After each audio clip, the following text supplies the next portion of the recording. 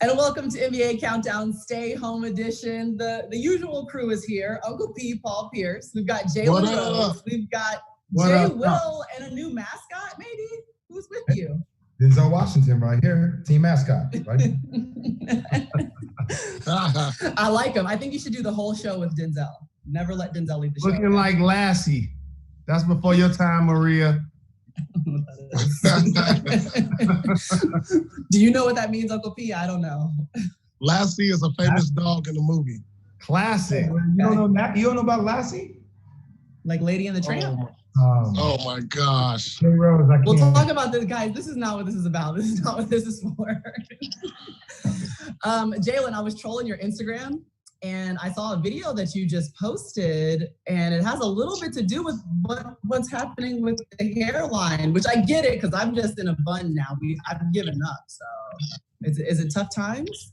As the rest of the world knows, the struggle is real. The coronavirus has us quarantined, not being able to spend quality time with people outside of your immediate loved ones, and that includes the barber, Maria. Oh my God. Jay Will got a baldy, so it's no big deal for him right now, Pete. Right. And I've never shaved because I can't grow a beard. I have so many bumps on my face, I think I can never grow a beard.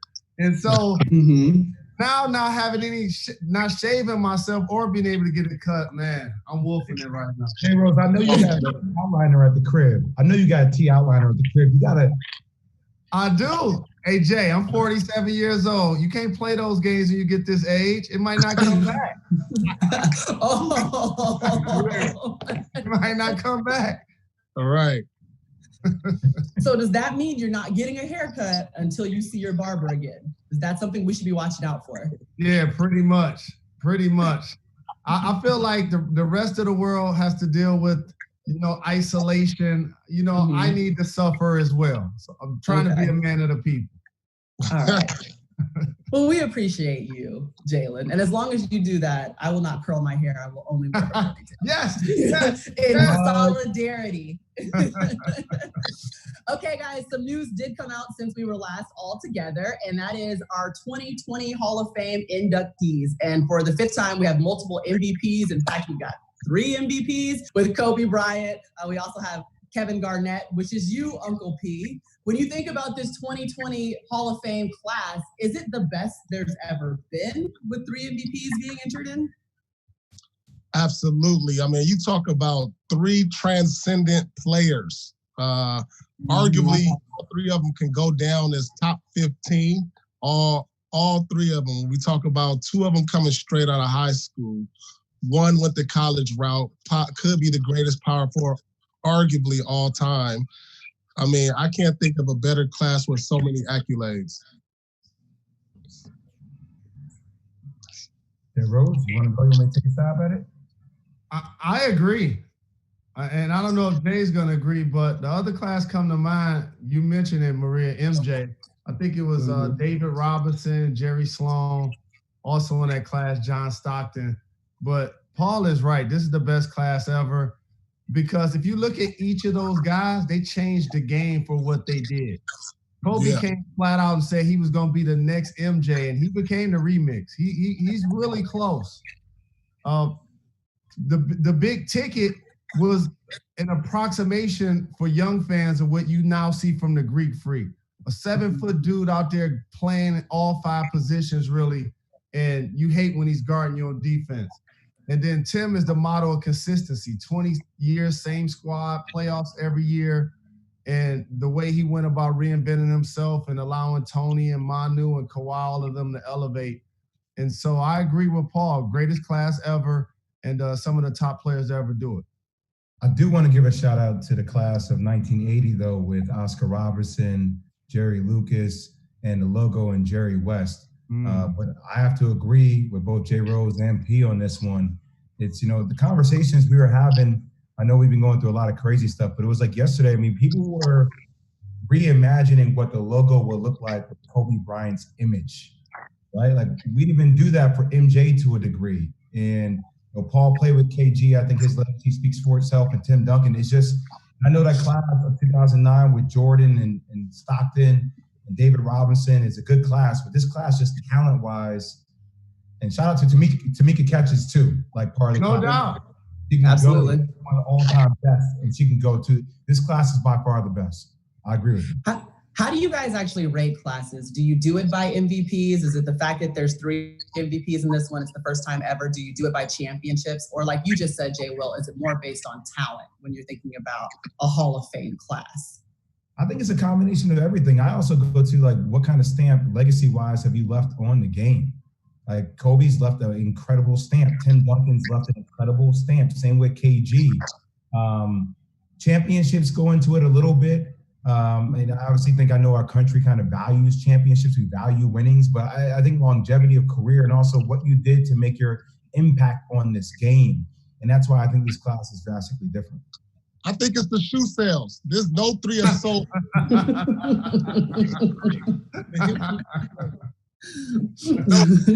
You can buy No question. sales. Probably the best ever. Jalen? When you're talking about all-time greats, and our brother Paul Pierce is going to be in the Hall of Fame one day, there is a separation of like what some of those guys brought to the game. And like Jay mentioned, like all 3 of these guys left a mark that probably won't be matched in their own way.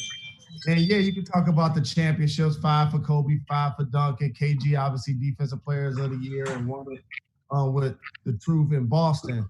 But you can't just go by that.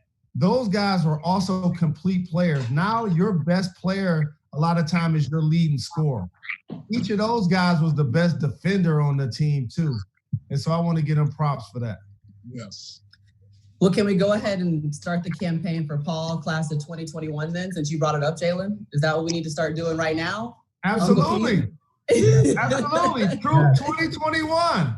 Next time I'm okay, so the flag. I'm going to have a banner. We're going to go ahead and put him in, right? We put him in. Does that mean Weber, Chris Bosh?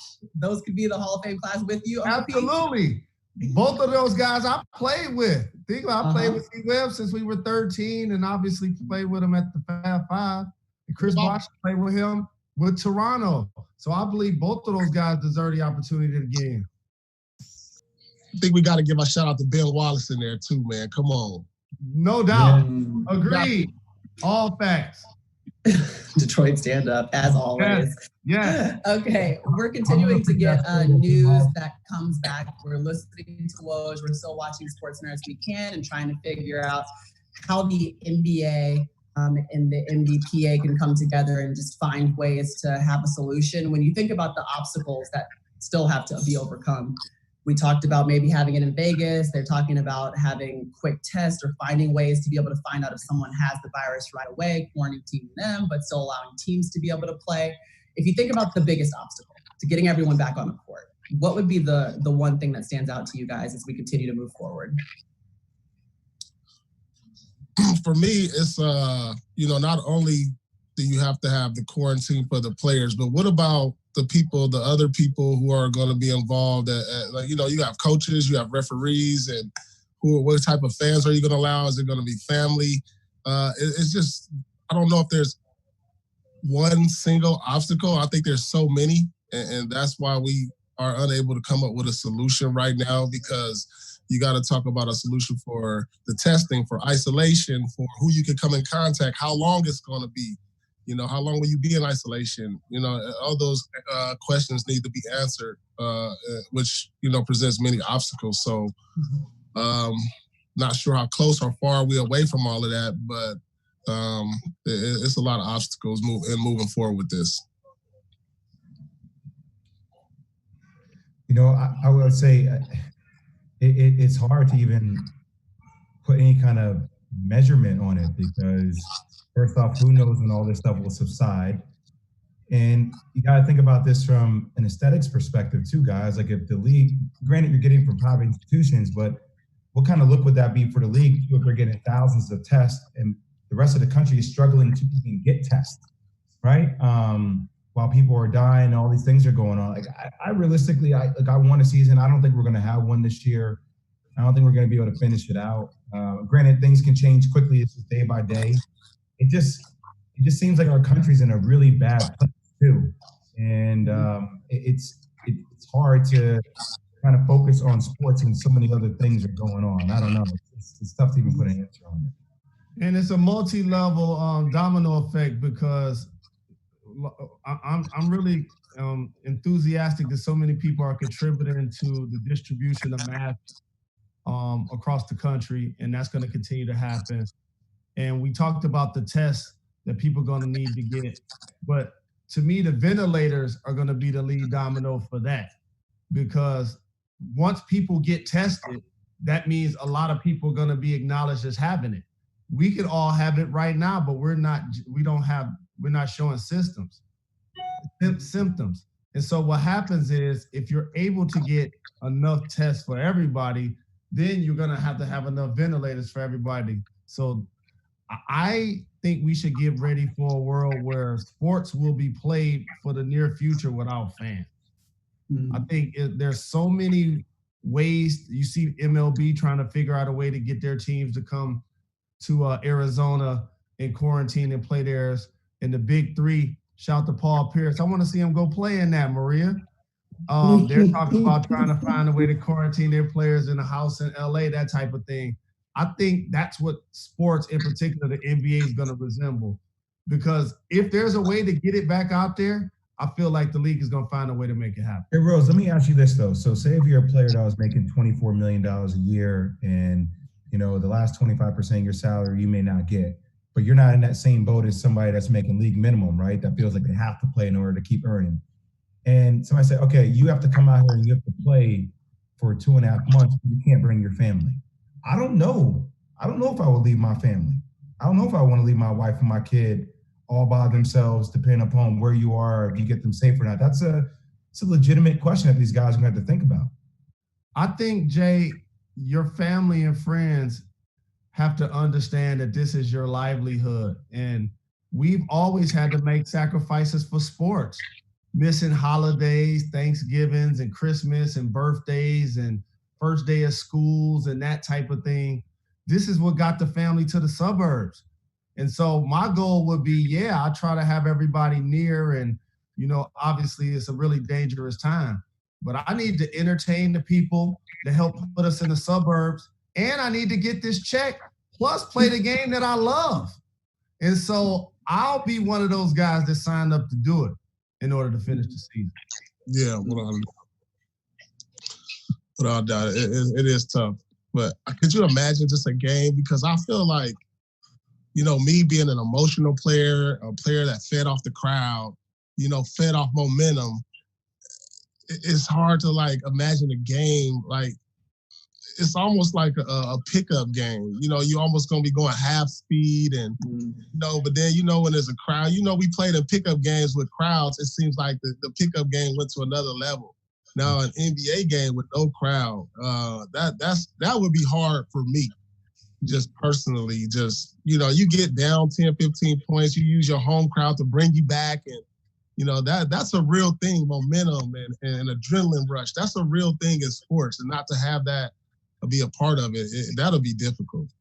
And I feel like, too, one big thing that they would have to overcome is trying to figure out when everyone can get back into practicing, because not everyone's going to be able to be in playing shape by the time we get to a point that maybe we could even have games again. So trying to, backtrack when you can be with your strength and conditioning or physical therapy staff, and then being able to be ready for games. I just feel like there's so much that we would have to talk about and to even get to that point. And we're still even having conversations about, well, how do we handle the football season? How are we handling drafts? All the operations that surround that kind of stuff. Before we get going from NBA Countdown, can you guys tell me something that you've been doing during your quarantine time? Is anyone learning a new language? We've talked a lot about Uncle Pete cooking. What else are we doing as a family to better ourselves during this time? Okay. Hey, Rose, what are you doing? I ain't doing much to better myself. You made me just realize that when you said it. I'm watching a lot of Netflix. I'm glad Tiger King is in jail. Rose, I was shocked. Next show, all we're going to do is talk about Tiger King, because that needs I had to go back. My brother Paul Pierce gave me a dope Fire Stick a couple of years ago, and now I realized how to use it. So I watched the Wu-Tang on Hulu. Like just watching a lot of old stuff that I haven't got a chance to check out. But I'm definitely couch potato, more beverages, eating bad, and I'm enjoying it. I think I'm in the same boat. You're making yourself better. You feel good. That's fine. Oh, Jay man. Will?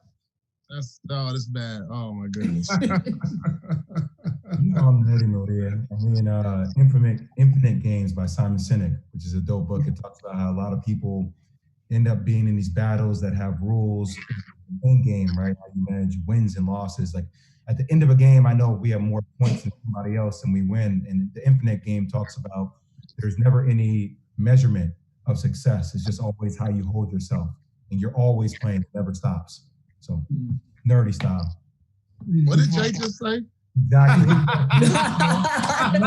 Paul's like, it's just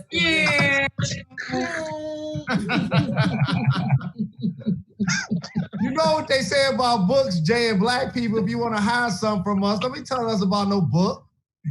Put it in a book. You got anything, Uncle P? Yeah, I think I'm in the same boat with Jalen. Eating bad, going on walks to try to balance it out, watching Netflix. You know, I've been staying in different Airbnbs. Dope, smart idea. About this Airbnb. That's so dope. I feel like I'm on a vacation, so I'll just Airbnb, you know, here and there, not far from where I live, and a lot of jacuzzi and looking out, sitting outside and waiting for things to pass, I guess. What about you, Maria? I'm living through a social distancing renovation at my house.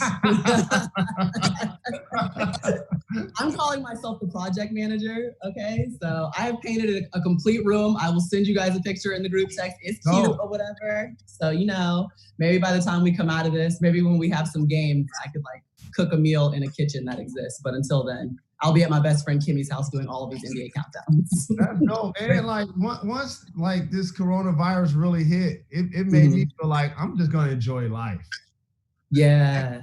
Like and a lot of people that's had my number for a long time just get a chance to see this great show on YouTube. You might not have it soon. You know, because I feel like as I started to look down at my phone, like people that's texting me and emailing me from like 10 or 15 years ago, I feel like this has taught me to embrace my real family and friends and what's important. Yeah, for sure. Good for you. I do feel like this was a moment for all of us to be still for a second, decide what's important, be around who's important, and hopefully everyone's at home being able to do that. And obviously you guys are important to me because we keep coming together as a family and doing this twice a week, right? So I'll see you guys again on Thursday because that's what we do. Jay will take care of Denzel. Make sure he comes back to our next episode. NBA Countdown Stay at Home Edition is out. Thanks, guys.